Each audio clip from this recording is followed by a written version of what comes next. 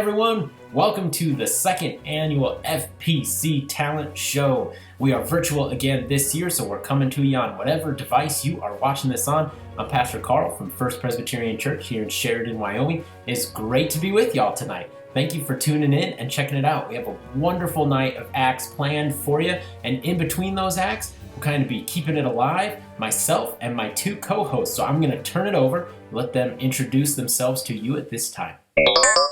Yo dudes, I'm Graham Ford. Howdy folks, I'm Hazel Ford. Graham, Hazel, it is so great to have the two of you with me tonight doing this co-host gig, and I know that later on you'll be bringing the jokes, and that is going to be wonderful. But to get us kicked off with the jokes before our first act, just going to throw one out there. So, the other day, Kendra sent me to the store, and she told me to pick up 6 cans of Sprite. I screwed up. I picked 7-Up. You'll get that one on the ride home. All right, our first act is Eli Clem, one of our wonderful youth here at the church, and Eli's going to be sharing with us a piano piece. Take it away, Eli. Hi, I'm Eli, and this is Dance with the Irish.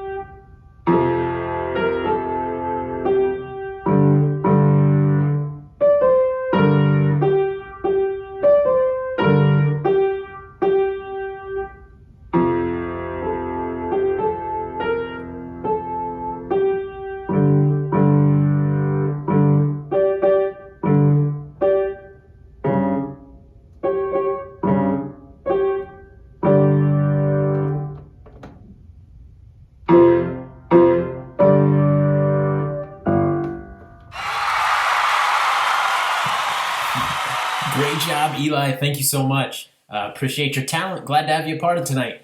So, as we continue along here, I feel like I might need a little redemption for my joke. I know it wasn't great. So, we're going to toss it over to Hazel because I know she's got a good one for us. She always does. Hazel, what do you got for us tonight? What kind of bear has no teeth? A gummy bear. You always got good ones, Hazel. Hey, thank you so much. Now, to introduce our next act, we're going to keep it with a music theme, and we're going to turn it over to Bob Miller, who's got an original composition to share with us. Let's see it, Bob.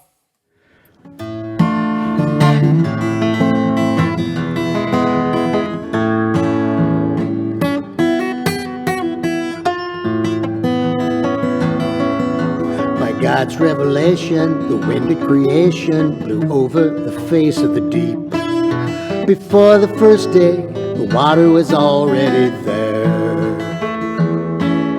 It wasn't created, it was part of the making that woke up the word from its sleep. It's the essence of God that flows into life everywhere. So many voices rise from the water, they may all become one. When all the voices join in the chorus, the work of creation is done.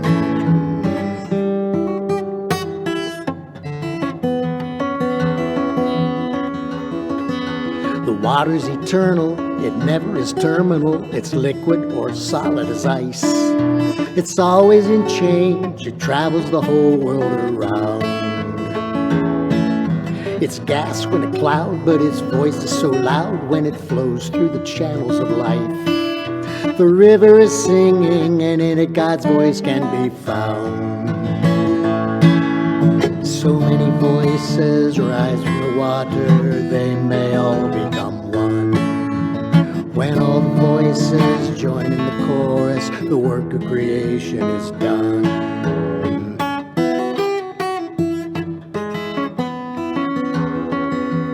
Down through the ages, the river still rages, new voices are added each day.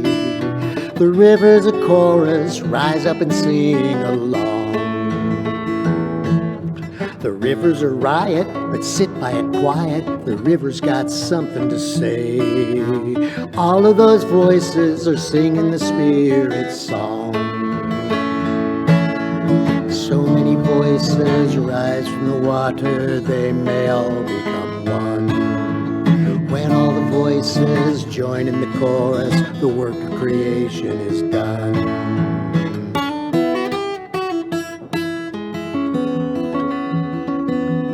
I hear the river, a song it delivers in heavenly harmony. The river's a choir, one of the voices is mine. So many voices rise from the water, they may all become one. When all the voices join in the chorus, the work of creation is done. When all the voices join in the chorus, the work of creation is done.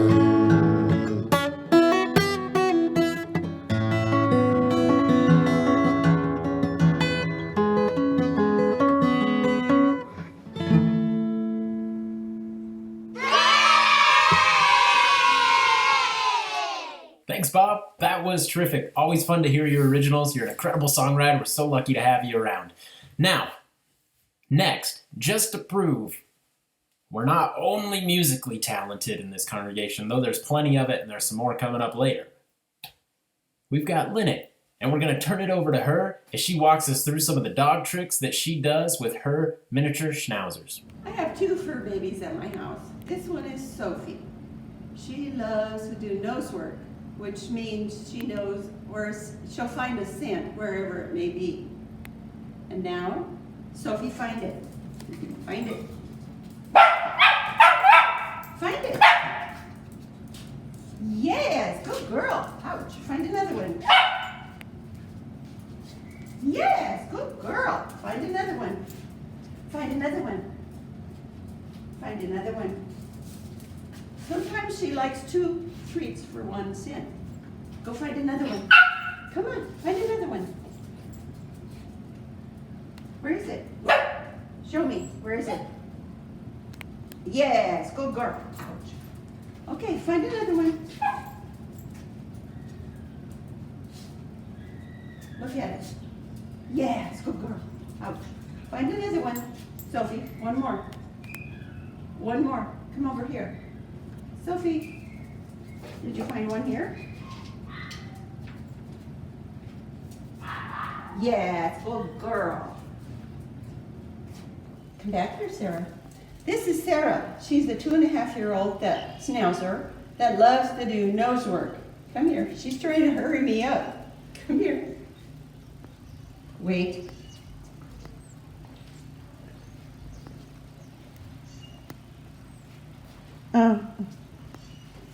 Sarah, go. Barrel. Tunnel. Go. Yes, good girl. And now we'll reverse the course. There we go. Tunnel, barrel. Go. Yes, good girl. Okay, now we'll reverse the course. Set up. Wait.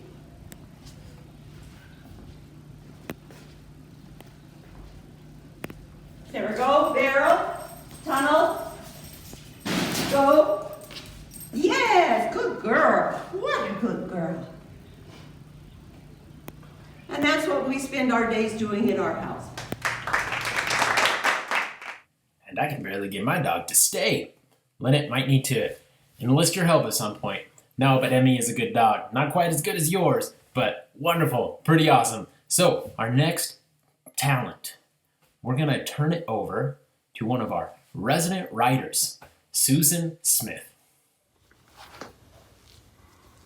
Hi, I'm Susan Smith. Here's a preview, the first chapter of my new book, STC, to be released soon. Damn. Ivan Frankel negotiated the tight curves on his motorcycle up Mount Nauseous with the agility of a trapeze artist. Behind him, the California Highway Patrol sirens blared, and they were getting louder. Near the top, Ivan swerved his Harley off the main road. Turning into the STC, the guard at the entrance spotted the Department of Defense sticker on the windshield and waved Ivan through the gate. Moments later, cops on bikes, chips, whizzed by. Their sirens dropped in pitch and faded as they crossed over to the other side of the mountain. Ivan parked among the clutter of motorcycles. He pulled off his helmet, shaking out his head of thick, dark hair.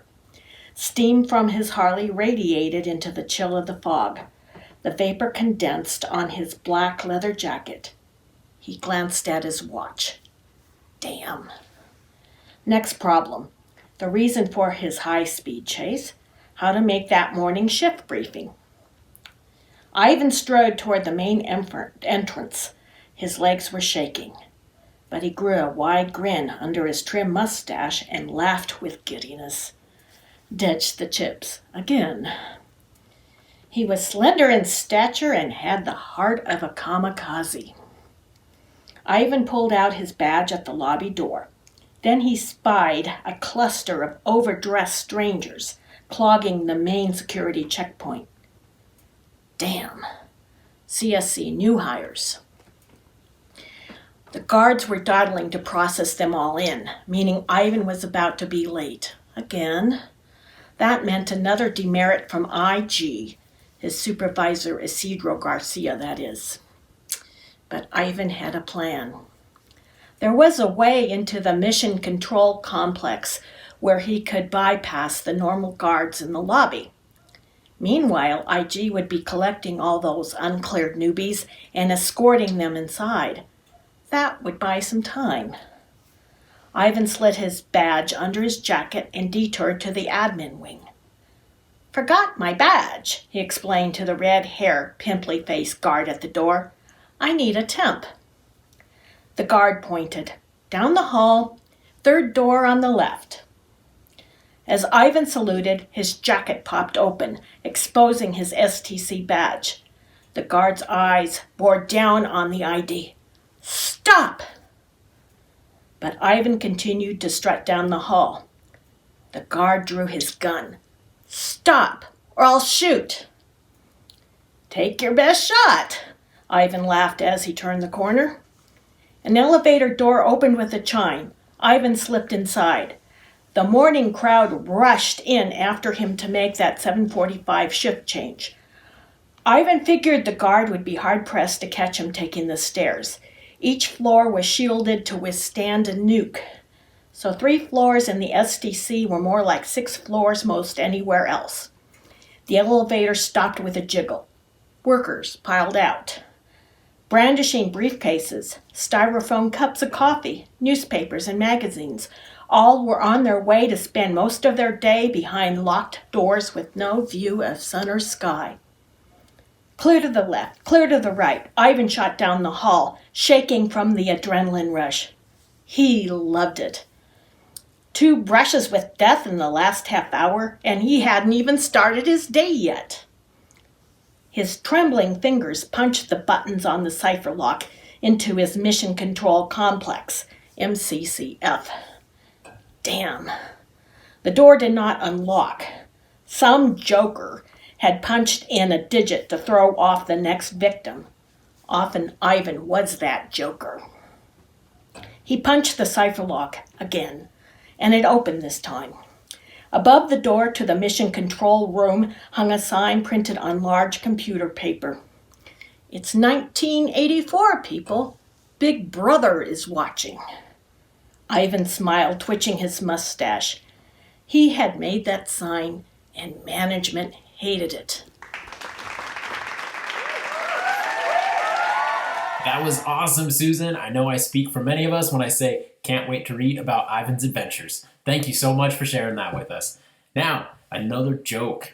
I shouldn't have prefaced it, huh? Probably shouldn't have. I'm just going to let you down with it anyways. Should have dived right in. Oh well, here we go. Why did the man fall down the well? Stop with the joke already. He couldn't see that well. Okay.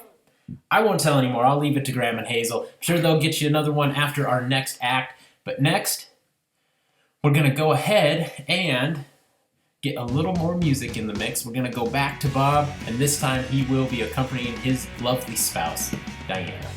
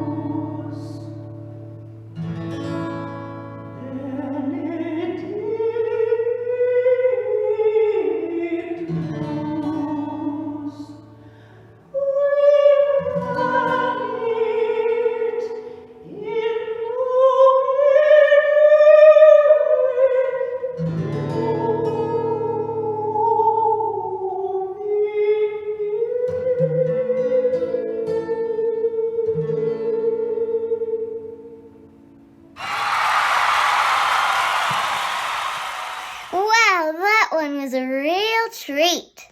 Hazel, I couldn't agree with you more. Thank you so much, Diana, for sharing your wonderful voice. Now let's toss it over to Graham. Graham, what do you have for us in the joke department? Why did a cookie go to the hospital? Because it felt crummy. Crummy. I get it. Let's stay with the joke theme, and we're going to turn it over to another jokester for his talent, funny guy, Mr. Gary Joy. Hi, for my talent, I'm going to juggle for you. Let me get some eggs.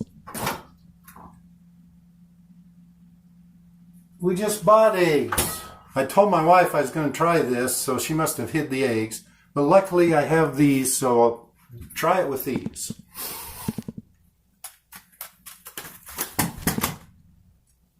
Guess that's why she hid the eggs. I was also going to play a couple of country songs, but I told her about that too, and now I can't find my guitar. But the two songs that I was going to sing were Meet Me in the Cornfield and I'll Kiss You Between the Ears. doesn't get much more romantic than that, does it? Or, if my nose was running money, I'd blow it all on you. Doesn't that show how much I care? But here's a word of advice for you parents or grandparents who maybe have a hard time at night getting your kids or grandkids to go to bed. You've been reading them bedtime stories, but it's the same old stories that they've heard over and over, and they just don't really work anymore. So you need to take those stories and tell them backwards, or at least a little bit sideways. For example, instead of telling them the story of Cinderella, tell them the story of Rindercella. Here's how it goes. Once upon a time in a corn country, there lived a beautiful girl, and her name was Rindercella. Rindercella lived with her muggly other and her two sad bisters. Now in the same corn country, there was a very pransome hince, and he was going to have a bancy fall, and he invited all the people from Riles Amound to come to his bancy fall, especially the pitch reaple. Well, Rindercella's muggly other and two sad bisters went out to buy some drancy fesses to wear to this bancy fall. But Rindercella wouldn't be able to go because all she had to wear were some old ruddy dags. Well, the night finally arrived for the bancy fall, and Rindercella couldn't go, so she just cat down and shried. And she was kidding there shrying, when all at once there appeared before her merry fodgather. And the merry fodgather waved her wagic mand, and Rindercella looked down, and she was wearing a drancy fess. And there appeared a kigboach and Wix height sources to take her to the bancy fall. But the merry fodgather told Rindercella, she said, Rindercella, you may go to the bancy fall, but you be sure and be home before midnight, or I will turn you into a tumpkin. So Rindercella went to the bancy fall, and when she arrived, the pransome hince met her at the door because he'd been watching from behind a wooden window. And they went in and danced, and they lell in fove. But all at once the clock struck midnight. Rindercella staced down the rares, but when she beached the rodham, she slopped her dripper. Well, the next day the pransome hince went all over this corn country looking for the beautiful burl who had slopped her dripper. When he finally came to Rindercella's house, he tried it on her muggly other, and it fidden dit. And he tried it on her two sisty ugglers, and it fidden dit. But when he tried it on Rindercella, it fid dit. It was just the sight rise. So the storal of the Maury is this. If you want to go to a bancy fall and have a pransome hince loll in fove with you, don't forget to slop your dripper. Well, hey, may your pleasures be many and your troubles be few. God bless. Mr. Jerry Goib, everybody. What a fantastic job. Thought I'd try my hand on it. Nowhere near as good, though. Gary, thank you so much. That was great. Fun to get some more comedy. Speaking of, can we get another joke? Anybody out there? Hazel, Graham, what you got? What do you call a turtle that flies? A helicopter. Thanks, Hazel. I know we can always count on you for a good joke. Appreciate it. So glad to have you and Graham tonight as my co-hosts. Can we get another round of applause for the two of them, please? All right. Well, next up, we're going to stay with our jokesters. Hazel, can you introduce this one for us? Next up is our local jokester, Aiden Mill. Hey, what's up? Aiden Milne, professional and everything. Today, we're gonna do some trick shots, and, well, I'm gonna do them, and you're gonna watch them and be amazed. Here we go. Nothing but net. So, this first trick shot, I actually think it's like way too cool to give it a name. Like, you know how they have cool names for trick shots? I think that would downplay how awesome it's gonna be. So here we go. That was pretty good.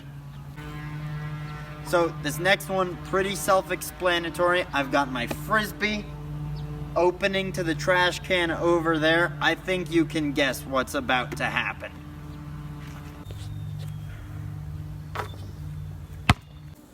So this last trick, my mom wanted me to put the dishes away, but I only do things extreme. So glass cup to cabinet full of glass cups. Ready? For the sake of everyone, we're not showing the end of that video. Sorry, Aiden. You don't want to see the destruction that happened or have your kids at home get any ideas. So, just a reminder, don't have Aiden babysit your children. Note to self. Now, we love the Milnes, and they've got so many talents that we're gonna keep on with that family. So here is the rest of the Milnes and their variety of talents over the next few minutes. Watch and enjoy.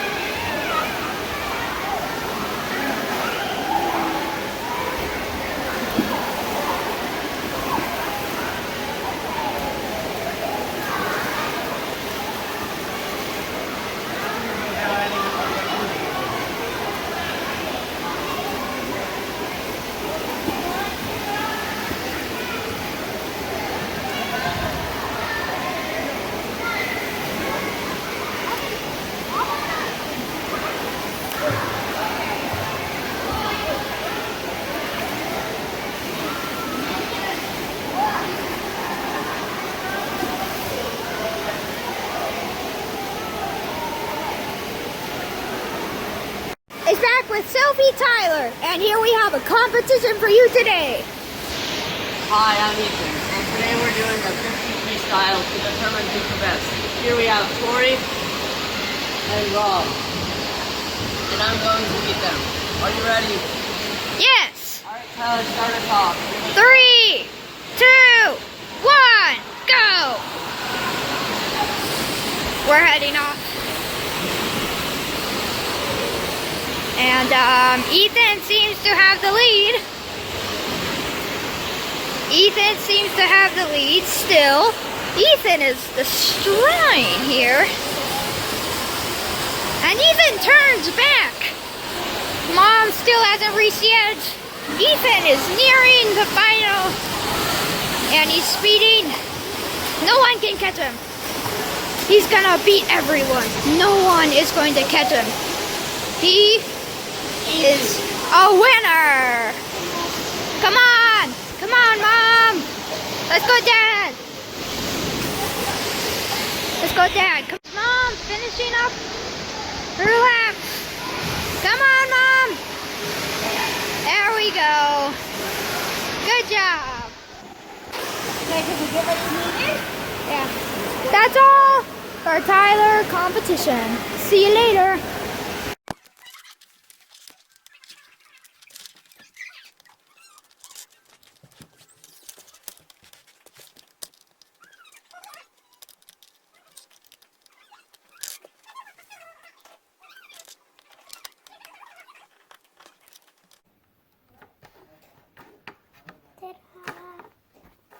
Hey, I'm Tyler, and for my talent, I'm going to show you how long I can stay on this pull-up bar. But there's a catch.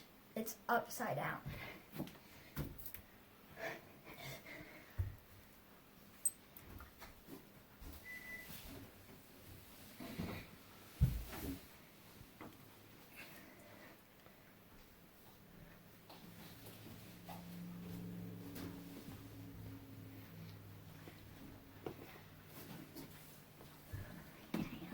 20 seconds.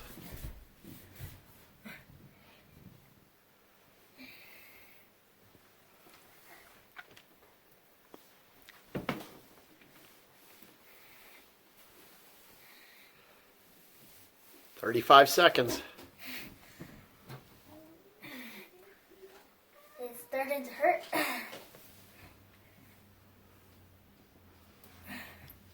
45 seconds.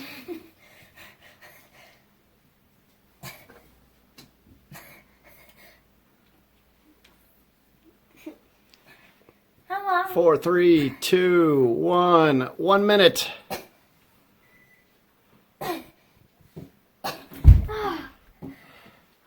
And that told them time. Oh, but still running. 1:12. How long? So what we have here is a beaker full of a mixture called Thermite. It's a combination of iron oxide rust with aluminum powder.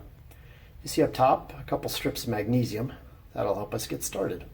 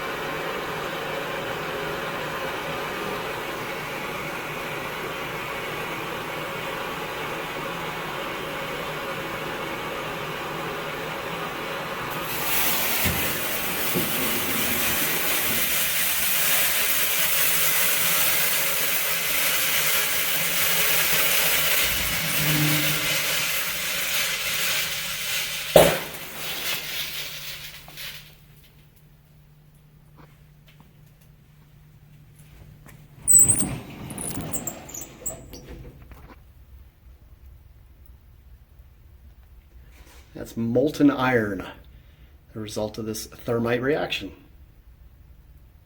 Okay. And action.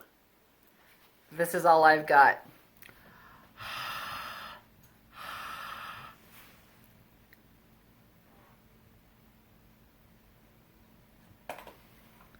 Ta-da! Thank you, Milne family. All sorts of talent. We appreciate you all so much. And as they said, don't try some of that stuff at home. We can see where Tyler gets it now. All right, on to our next act, which since I'm actually in, I'm gonna let Hazel introduce. The next act will be Jim Perry and Pastor Carl doing Amazing Grace.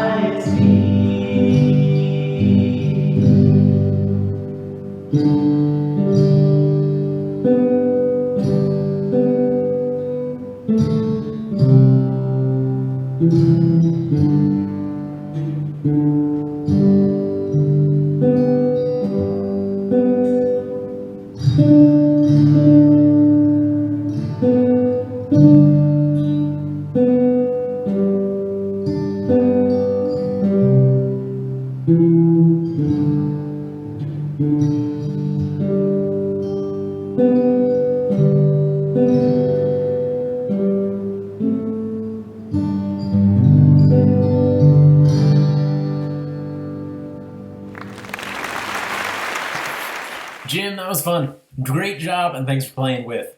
Always fun to play together. Now, as we get going here, we've just got one more act. However, before we get to it, I also believe we have one more joke. Graham, why don't you take it away? What does a bee use to comb his hair? A honeycomb. Honeycomb, I love it. Graham and Hazel, your jokes are so terrific and added so much tonight. We give you thanks. And so we are to our final act of the night. And it is truly one of our best because it is everyone's favorite organist, Miriam Nance, sharing a beautiful classical piece with us. So give a warm welcome and sit back and enjoy. Miriam, take it away.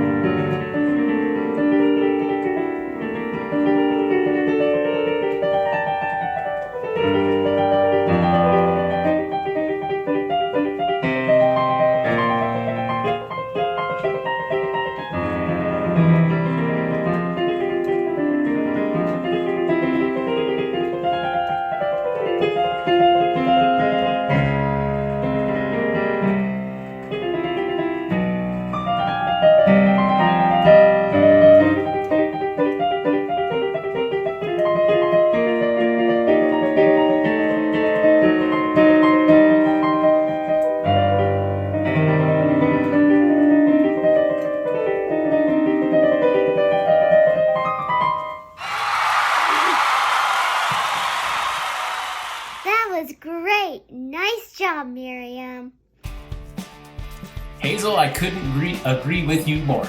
That was fantastic, Miriam. A big thank you, not only to Miriam, though, but to all our participants tonight, showcasing just a bit of the talent that is present at First Presbyterian Church. We give you all thanks. Encourage you to keep going and look forward to next year and to start working right now on what you might share then. So, from all of us here at First Pres, thank you to our participants. Thank you to all of you for watching and sharing with us this evening. Be blessed, be a blessing.